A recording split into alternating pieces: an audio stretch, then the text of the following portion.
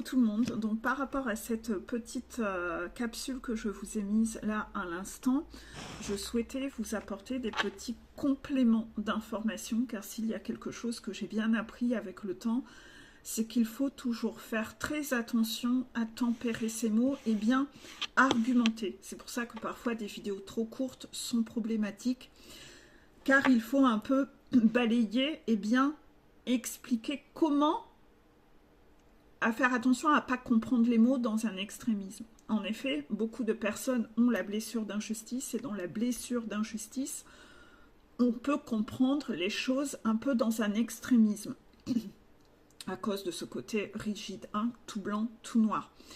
Et c'est souvent ce que j'ai constaté en coaching, c'est que les gens d'une vidéo vont mal comprendre les messages. Ils vont les comprendre en fonction de leur blessure, en mode tout blanc ou tout noir, un peu dans un mode extrémisme. Et souvent, il faut un peu argumenter. Et aujourd'hui, vous devez remarquer qu'à chaque fois que j'explique quelque chose, à chaque fois, je suis arrivée un peu à ce point où je suis dans une obligation de tempérer les choses et de dire oui, mais ne comprenez pas les choses en ce sens, ou ne partez pas dans l'autre extrême, parce qu'en fait, il va y avoir à peu près 85% des personnes qui vont comprendre ça dans un extrême ou dans l'autre. Et c'est là où c'est dangereux. Donc à chaque fois, il faut toujours revenir tempérer les mots pour faire très attention à comment vous comprenez les messages, et dans le but de vous ramener dans la nuance de gris. D'accord? Méfiance.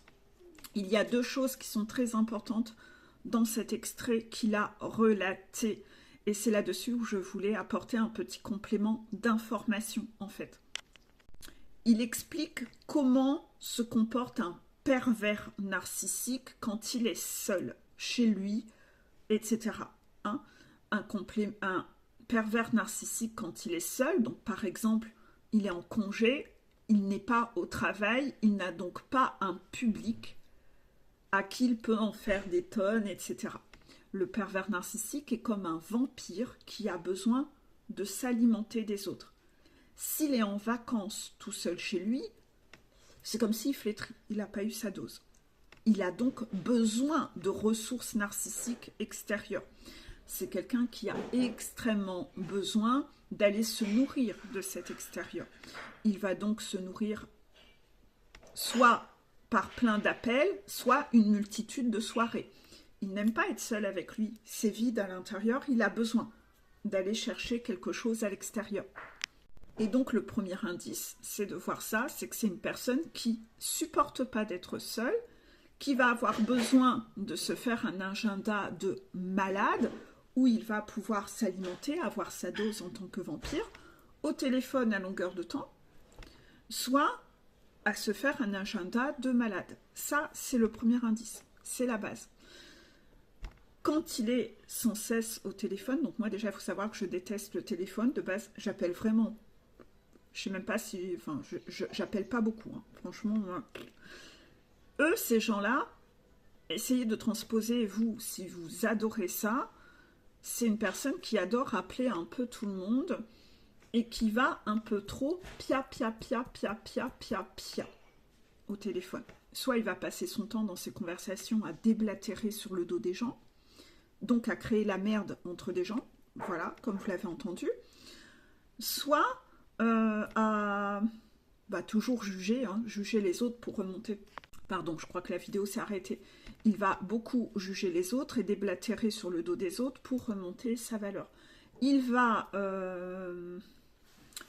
également se victimiser énormément, parler de tout ce qui ne va pas pour obtenir de l'attention, de la compassion. Comme ça, il reçoit sa dose de narcissisme. Voilà, il va passer un peu dans tous ces trucs-là pour avoir et obtenir. Voilà.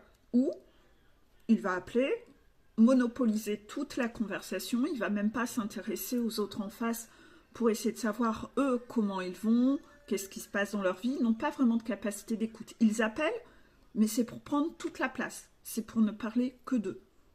De eux. Soit de leur déboire, soit de tout ce qu'ils ont fait pour en mettre plein la vue, pour impressionner. Un peu comme s'il était en campagne électorale. Voilà. C'est tout ça que vous devez observer. C'est pas quelqu'un qui donne. Enfin, si, il donne beaucoup d'informations sur lui. Il parle beaucoup, prend toute la place, voilà. Mais c'est pas quelqu'un qui est dans l'écoute. C'est pas quelqu'un qui s'intéresse à vous. En général, même quand vous allez lui parler, c'est quelqu'un qui va regarder par la fenêtre, qui va rêvasser. Vous voyez qu'il vous écoute pas. Parce qu'en fait, concrètement, il n'en a rien à foutre de vous. Et donc, il n'a jamais de capacité d'écoute. Vous le voyez qu'il divague, il part dans le vide. Il vous écoute jamais, en fait. Il s'ennuie. Quand il doit écouter, il s'ennuie. Donc, il peut-être que vous serez encore en train de parler, il va vous couper la parole en plein milieu de votre explication. Vous voyez? Parce qu'il n'a même pas fait gaffe que vous étiez en train de parler. Vous êtes insignifiant. Il regarde par la fenêtre, etc. Voilà, il s'emmerde. Lui, ce qu'il veut, c'est parler. Ce n'est pas écouter. Il ne s'intéresse pas aux autres. Il peut vouloir avoir cette image un peu de perfection, c'est qu'il appelle à tel moment clé de l'année pour montrer qu'il suit les règles, c'est quelqu'un de bien sous tout rapport, mais concrètement, il n'est pas dans le rapport humain. Il est juste dans l'apparence. Avoir l'air d'eux. Vous voyez? Parce que inévitablement, dans le lot, vous avez des pervers narcissiques de type solaire, vous avez les brebis égarées, vous avez un peu vous voyez des personnes un peu différentes comme ça.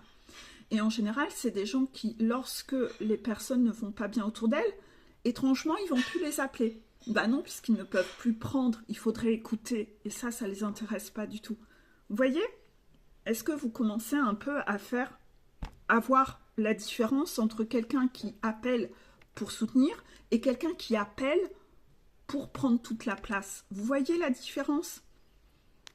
Par rapport à ça, je trouvais important de tempérer ça parce que je ne voudrais pas qu'après cette vidéo, vous disiez « Ah, mais en fait, la personne qui appelle, c'est le pervers narcissique pour se nourrir, donc j'appelle plus personne et je ne suis plus du tout sociable. » Non, hein, tempérer les informations, c'est pour ça que je redonne de la précision, d'accord? Voilà. Ensuite, il y a un deuxième sujet qui est très important dans cette vidéo, c'est le côté parler de ses réussites. Parler de ses réussites, c'est aussi un point qui peut être... Attention à comment vous le comprenez, parce que moi, dans ma vie, je l'ai compris complètement à l'ouest comme la Bretagne. Oui, moi aussi, j'ai été à l'ouest comme la Bretagne, tout le monde.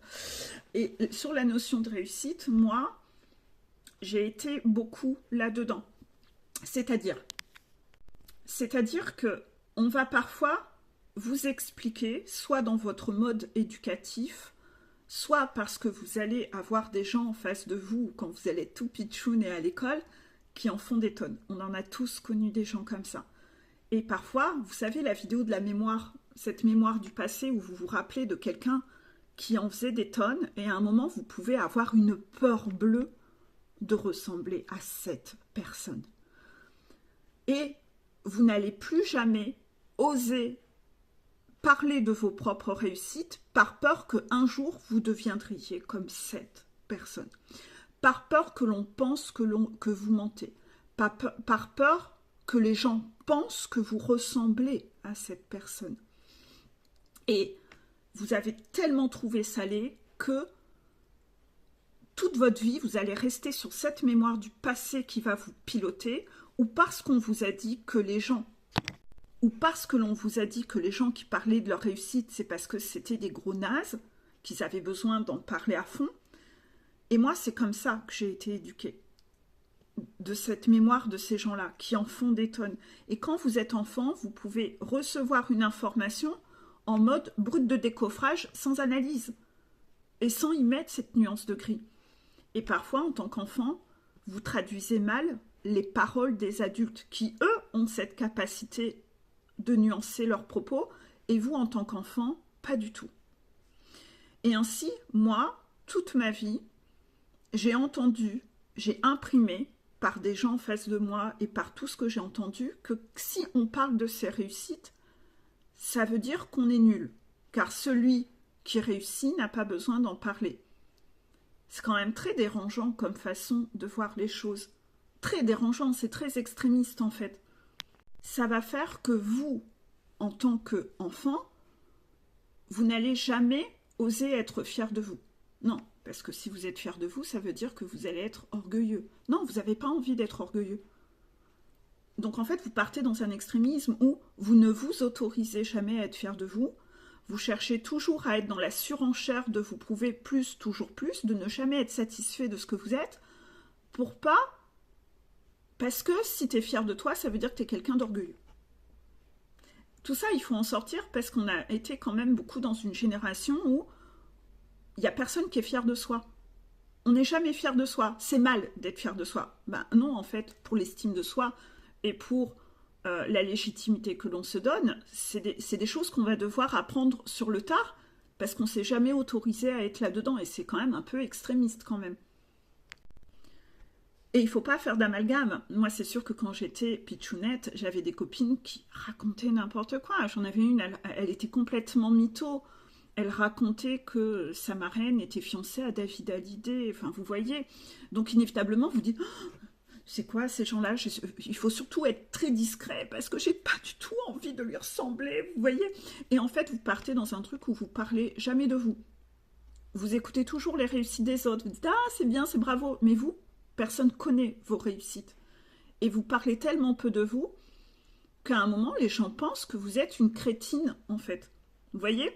Et moi, dans cet extrême dans lequel j'étais, ben, à un moment, les gens m'ont vu un peu comme la blonde écervelée, qui se maquille, qui met des petites boucles d'oreilles, mais qui est con comme un ballon. Vous voyez?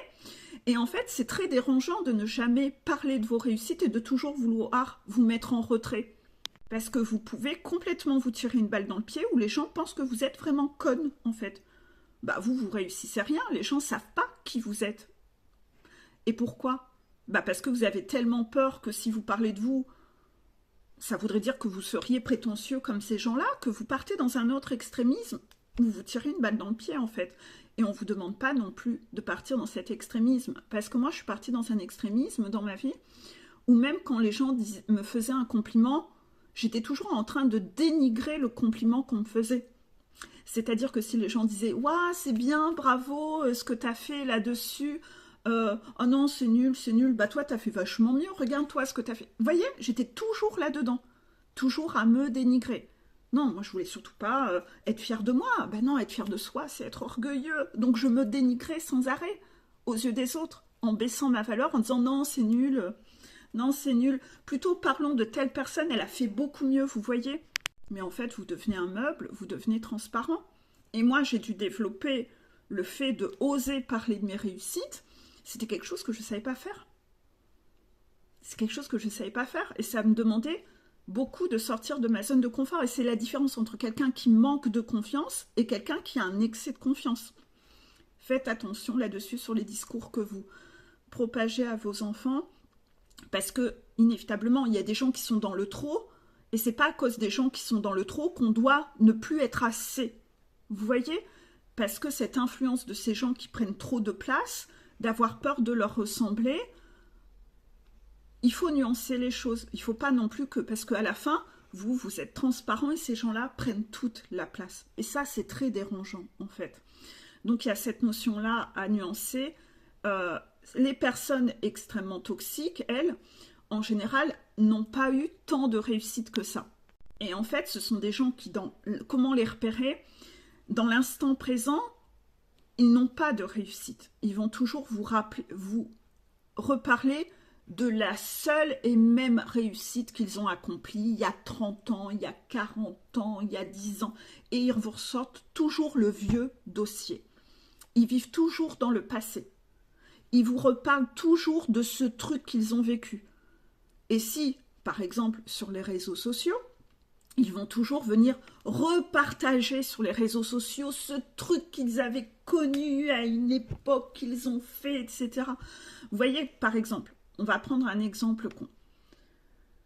Par exemple, moi, à un moment, j'ai fait des photos en tant que modèle photo pour développer ma confiance en moi.